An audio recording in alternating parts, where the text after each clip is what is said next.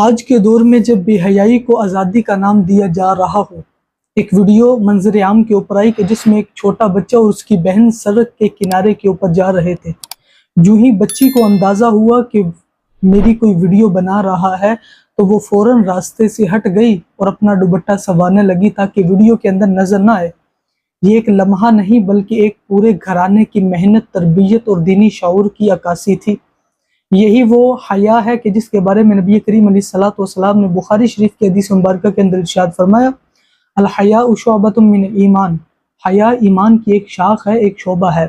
اور قرآن کریم کے اندر اللہ تبارک و تعالیٰ نے حیا اور پاک دامنی کی تعلیم دیتے ہوئے ارشاد فرمایا، وَقُلْ لِلْمُؤْمِنَاتِ يَغْضُضْنَ مِنْ أَبْصَارِهِنَّ وَيَحْفَظْنَ فُرُوجَهُنَّ، اور اے ایمان والی عورتوں، اے محبوب علیہ الصلوۃ والسلام، آپ ایمان والی عورتوں سے کہہ دو کہ اپنی نظریں نیچی رکھیں اور اپنی شرمگاہوں کی حفاظت کرے۔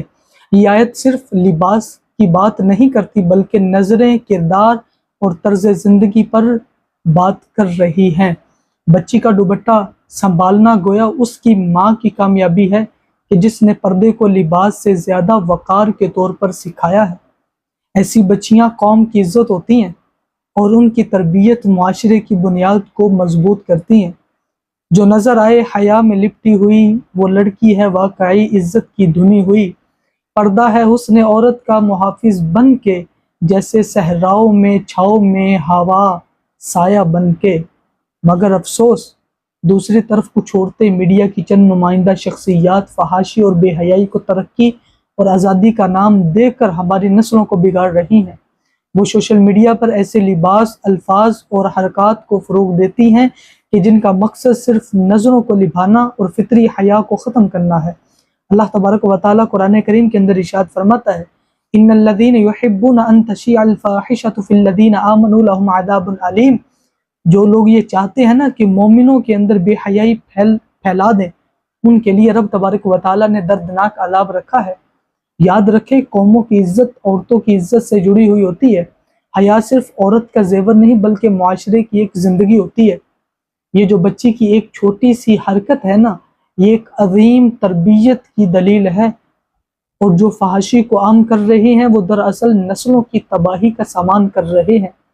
آج ہمیں فیصلہ کرنا ہوگا کہ ہم نے حیا کو اپنانا ہے یا فحاشی کو اپنانا ہے۔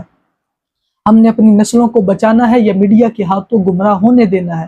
کیا یہ واقعی حیا کو اپنی زندگی کا حصہ بنانا چاہتے ہیں، یا ہم نے اس پاکیزہ نعمت کو دقیانوسیت، قدامت پسندی اور پسماندگی کا تانا دے کر اپنے گھروں سے اس حیا والی چیز کو نکال دینا ہے؟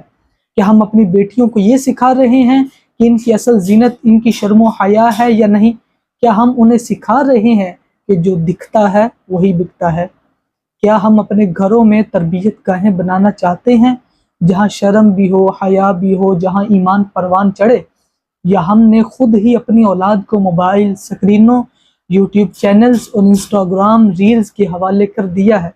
کیا ہمیں اس بات پر فخر ہوتا ہے جب ہماری بیٹی بے خوفی سے دوپٹہ سنبھالتی ہے، یا ہمیں شرمندگی ہوتی ہے کہ ہماری بیٹی دوپٹہ سنبھال رہی ہے؟ معاشرہ ایسے دقیانوس سمجھے، ایسا ضروری نہیں کہ ہم محض قرآن پاک کو طاقتوں کی زینت بنا بیٹھے ہیں، یا اس کی تعلیمات کو واقعی نسلوں کے اندر منتقل کرنا چاہتے ہیں۔ کیا ہم وہ ماں باپ ہیں جو بیٹی کے لباس کے اندر پردہ تلاش کرتے ہیں یا صرف ڈیزائن تلاش کرتے ہیں؟ کیا ہمیں علم ہے کہ ہم جس فیشن اور آزادی کو بڑھاوا دے رہے ہیں وہ دراصل اخلاقی زوال کا پہلا زینہ ہے؟ کیا ہم وہ قوم ہے جو بیٹیوں کے حیا والے انداز کو سراہتی ہیں یا ان کے اوپر طنز کرتی ہیں کہ یہ تو مذہبی بیٹی لگ رہی ہے؟ کیا ہم وہ مائیں ہیں جو بیٹی کو دوپٹے کے ساتھ ساتھ قرآن تھما رہی ہیں یا بیوٹی پارلر کے ٹپس اور ولاگز کی طرف مائل کر رہی ہیں؟ کیا ہم وہ ماں باپ ہیں جو اپنی بیٹی کو محرم اور نامحرم کا فرق سکھاتے ہیں؟ یہ سوشل میڈیا کے اوپر نامحرموں کے ساتھ توجہ مبذول کرنا سکھا رہے ہیں؟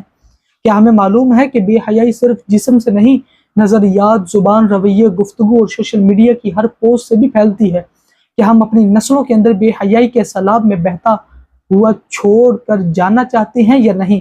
یا ابھی کچھ شعور باقی ہے آپ لوگوں کے اندر جو ہمیں جگا سکتا ہے یا نہیں؟ کیا ہم اس بات پر روئیں کہ آج ہمارے بچے دین سے دور ہیں، یا ہم خود انہیں اس راستے پر دھکیلنے والے ہیں؟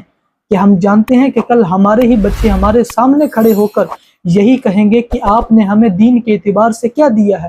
آپ نے ہمیں دین کے اعتبار سے کیا سکھایا ہے؟ کیا یہ جملہ سننے کے لیے آپ ابھی تک خاموش ہیں؟